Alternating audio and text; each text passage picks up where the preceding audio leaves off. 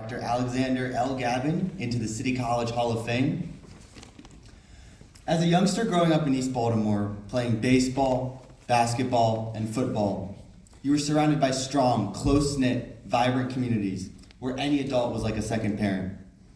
One such surrogate parent was Aunt Mary Dobkin, the grand dame of baseball, a coach and child advocate.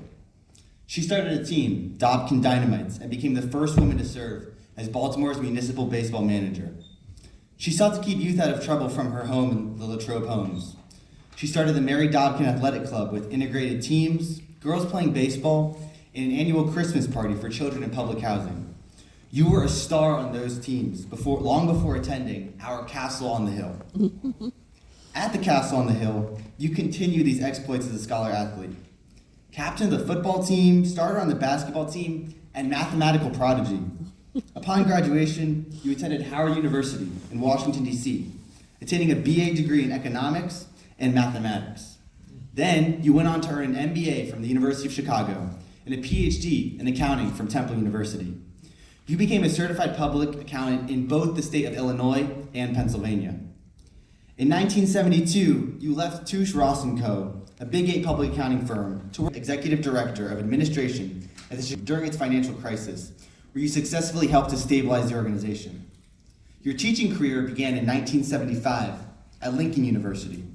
You later joined James Madison University as a Commonwealth visiting professor in 1985, directing both the School of Accounting and the School of Professional Studies. Always concerned about the welfare of others, you co-founded the National Black MBA Association and became a charter member of KPMG's PhD Accounting Doctoral Student Association. At James Madison, you progressed through the teaching ranks, earning honors and continuing recognition as an outstanding teacher. Your partner in this vaunted JMU career is your wife, Professor Joanne V. Gabbin, equally accomplished.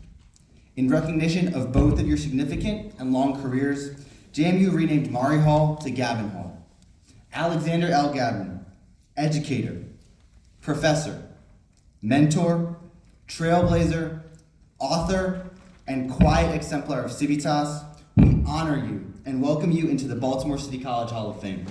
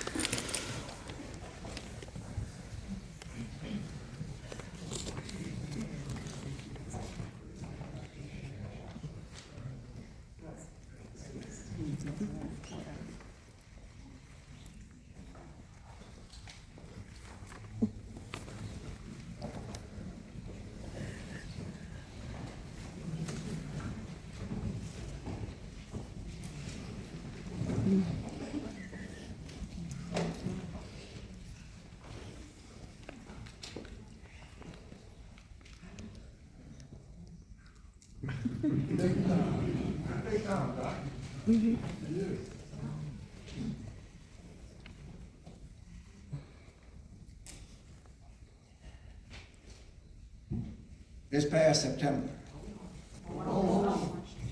September, I turned 80, along with another brother over here that turned 80.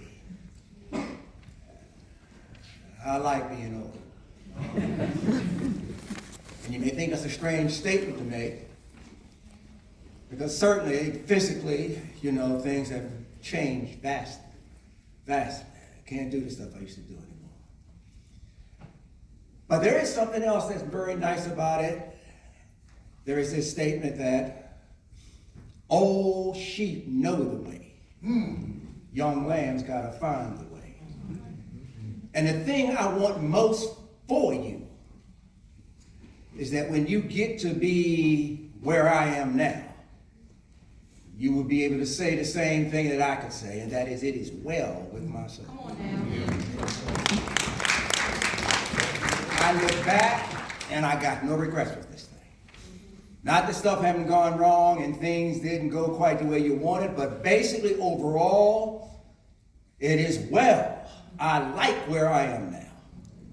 And I want you to be able to say that. And so briefly, I'm going to try to give you some hint about how this old sheep going to help that young lamb find your way. Back in the year after I had graduated, was getting ready to leave Clifton Park Junior High School because I wanted to go off to high school, go off to city, I decided I wanted to be on that football team.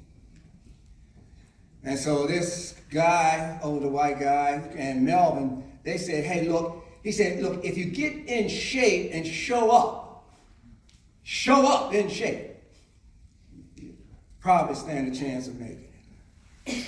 So what I did is I met with him and Melvin, got up 5 o'clock in the morning, came out, walked a mile and a half from down Johns Hopkins University, in that area, out to Clifton Park Junior Park, and started at 6 o'clock running around that track. 5 miles around that track in the morning. Watched the sun come up as I was running. But then months later, showed up at City College, trying out for the football team with all those other folks out there in that Dust Bowl, and sure enough, I was able to make that squad because they weren't in shape, but I showed up in shape. So that even as a freshman, I made it the squad. And when George Young later on had me on the team on the varsity squad, he said, hey, look, I don't think I want to keep you here on varsity because you'd be on the third team. I want you to go down with Joe Brune and work on the junior varsity where you'd be first team and get more experience. And so then I started on the first team for junior varsity. And from there, things went on. Good people, when y'all were singing today, you don't know. The songs you sang, we sang. Do you know I was in the Glee Club? Can you believe that I was in the Glee Club? I don't know how Wexler would ever choose me to be in the Glee Club. I didn't think of myself as a singer. But we sang those same songs. Battle Hymn of Republic, we used to turn the place out with that song. And by the way, when you did, we did the second verse of, when you did the first verse, but we also did the second verse. When strong men shall stand between their loved homes in the world's desolation. I saw y'all singing, and I had to hold myself together. Because you are doing right now what I did back then.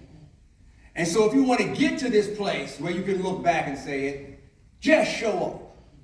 Keep doing what you're doing, because there is nothing that I have ever been where I wanted to be part of more so than when I received that letter about being inducted into the Hall of Fame for Baltimore City College. I've got a PhD, I've got an MBA, I've got a BA, I've been to places I'm not innocent, but doggone it, nothing do I love more than my time at City. And so if you want to end up here, you've already started off in the right place. And I wish God's blessing on you.